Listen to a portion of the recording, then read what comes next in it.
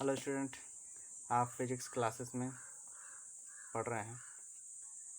आज इससे last lecture में हम पढ़ चुके हैं कि लेंस मेकर फार्मूला, जिसमें हमने प्रूव किया था 1/f equal to n minus one 1/r 1 minus 1/r 2।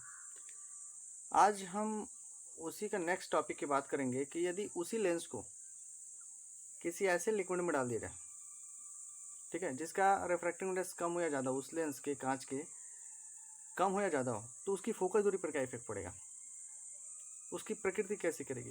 Means वो अवतल लेंस की भांति व्यवहार करेगा या उत्तल लेंस, है तो उत्तल ही, है तो उत्तल लेंस, लेकिन अगर किसी ऐसे लिक्विड में डाल दिया जाए तो उसका नेचर क्या होगा, क्या उसकी फोकस दूरी बढ़ेगी या घटेगी या फिर वही रहेगा। इसके बारे में हमको डिस्कस करना है, ठीक है। सपोज दैट कि यदि किसी लेंस को किसी वायु में, ठीक है, रख दिया गया है, उसकी फोकस दूरी सपोज दैट 20 सेंटीमीटर, ठीक है। उसी लेंस को अगर किसी लिक्विड में डाल दिया, सपोज वाटर में डाल दिया, तो उसकी फोकस दूरी पर क्या इफेक्ट पड़ेगा, घटेगा कि बढ़ेगा, इसके बारे में डिस्कस करना है। ये कैसे डिस्कस हुआ, ये डिपेंड करता है किस पे, अपवर्तनांक पे, रिफ्रैक्टिव इंडेक्स पे। कि जैसे सपोज दैट कि अगर एयर से लाइट ग्लास में गया तो वायु के सापेक्ष कांच का अपवर्तनांक ANG। अगर कांच से लिक्विड में गया, ठीक है, तो क्या है, कांच के सापेक्ष जल का अपवर्तनांक, ठीक है, जल मतलब उस लिक्विड का अपवर्तनांक। तो हम इससे पहले भी हम बता चुके हैं कि जब भी ANG लिखा रहे तो वायु के सापेक्ष कांच का अपवर्तनांक, LNG लिखा रहे तो क्या होगा, लिक्विड के सापेक्ष ग्लास का अपवर्तनांक, ठीक है। तो इसके बारे में हमको आज डिस्कस करना है, लेंस मेकर फार्मूला। तो ये नेक्स्ट टॉपिक है, अब बहुत इंपॉर्टेंट टॉपिक है, कंपटीशन में अक्सर पूछा जाता है, इसीलिए हमें आपको समझाना ज़रूरी था, इसीलिए मुझे क्या करना, लाइव आना पड़ा आपको, ठीक है। तो स्टार्ट करते हैं अपना ये लेक्चर। एक्चुअल में दो बातों पे डिपेंड करेगा वो फोकस दूरी, पहला रिफ्रैक्टिव इंडेक्स पे, दूसरा क्या, रेडियस ऑफ कर्वेचर पे, R1 और R2 पे। अगर बाई कॉन्वेक्स लेंस है, ठीक है, तो उसके लिए फोकस दूरी पे भी डिपेंड करेगा। अगर बाई कॉन्केव लेंस है उस पर भी डिपेंड करेगा। यानी कि ये जो फोकस दूरी है वो दो बातों पे डिपेंड करता है। पहला कंडीशन कौन सा, कि उसका रिफ्रैक्टिव इंडेक्स कितना है, कैसा है। Second, radius of curvature, radius of curvature पर डिपेंड करेगा और रिफ्रैक्टिव इंडेक्स पर डिपेंड करेगा। तो स्टार्ट करते हैं अपना टॉपिक। तो स्टूडेंट हम इसी के बारे में बात कर रहे थे, LNG क्या होता है। जो लास्ट में, इससे पहले भी लेक्चर में भी हम बोल सकते हैं कि जो बाद में रहता है ANG अपन ANL, ये होता है, ठीक है। बट अगर हम कहें कि ANL इज ग्रेटर देन 1, ये हम क्या करते हैं, सपोज करते हैं, ठीक है। तो सच दैट क्या आएगा, अगर ये बड़ा है इससे, तो इसमें क्या है, अगर एक से अगर बड़ा है तो डिवाइड करेंगे तो क्या होगा, तो छोटा हो जाएगा। यानी कि LNG इज लेस देन कितना हो जाएगा, ANG। इस कंडीशन को ये समझ में आया। अगर ये इतना होता है, हमने ये कर दिया कि सपोज कर दिया कि ये एक से बड़ा है, यदि ये एक से बड़ा है, 2 है, 3 है, तो ये इससे डिवाइड किया जाएगा तो छोटा आएगा, तो ये रिजल्ट कितना आएगा, छोटा हो जाएगा, यानी कि ये बड़ा हो जाएगा, ठीक है। तो अब हम क्या करते हैं कि यदि लेंस को वाई में फोकस दूरी हम कुछ मान लेते हैं, वाई में फोकस दूरी FA मान लेते हैं।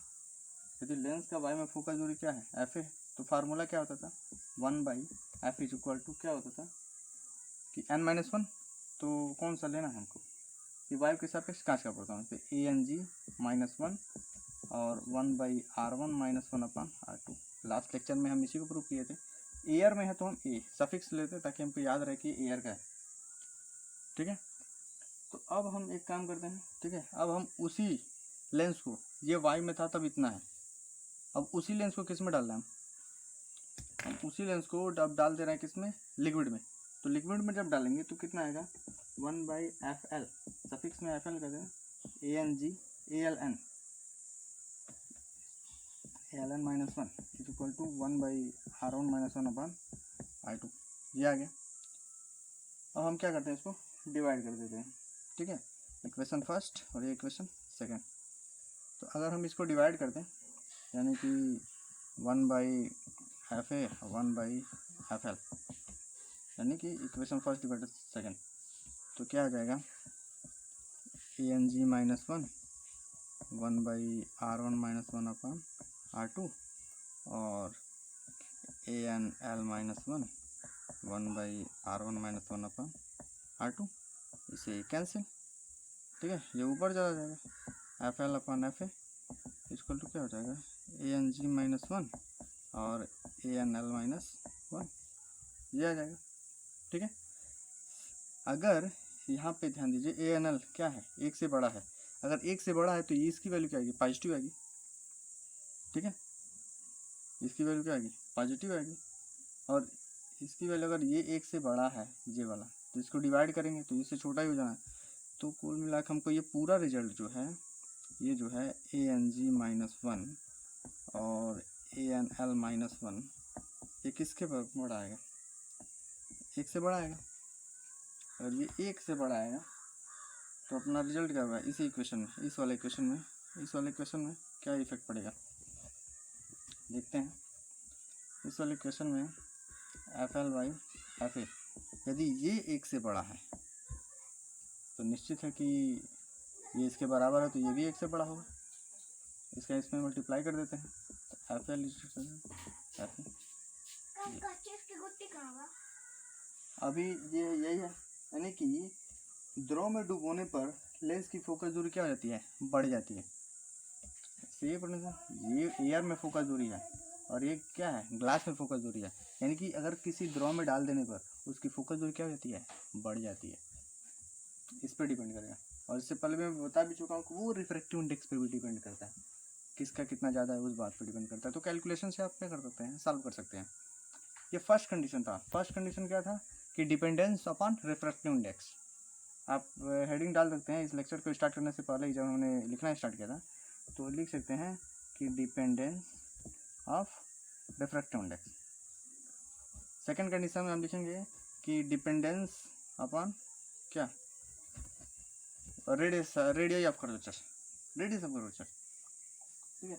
आप सेकेंड वाले में हेडिंग डाल सकते हैं कि dependence upon radius of curvature, ठीक है, इस पर डिपेंड करें।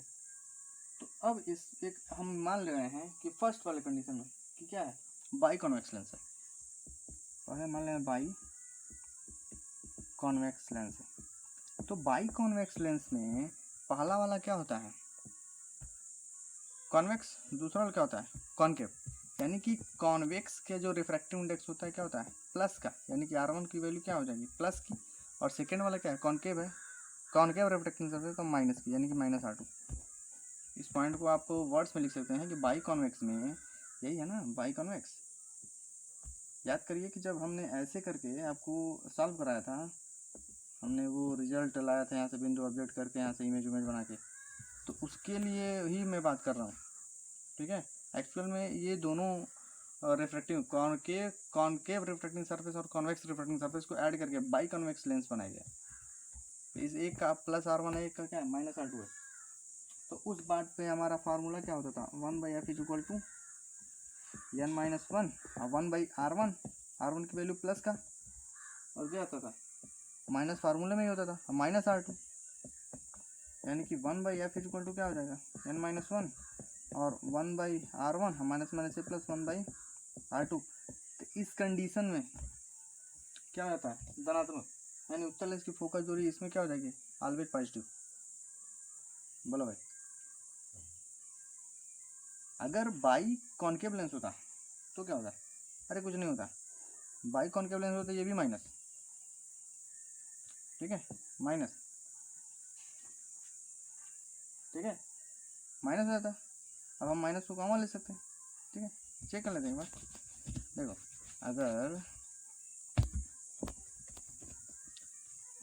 इसमें सेकंड है कि अगर बाई कॉन्केव लेंस होता तो, बाई कॉन्केव लेंस होता तो, ठीक है, तब इसमें R1 क्या हो जाता है, R1 क्या हो जाता है, निगेटिव हो जाता, तब R2 क्या हो जाता है, पॉजिटिव हो जाता, सटीक उल्टा।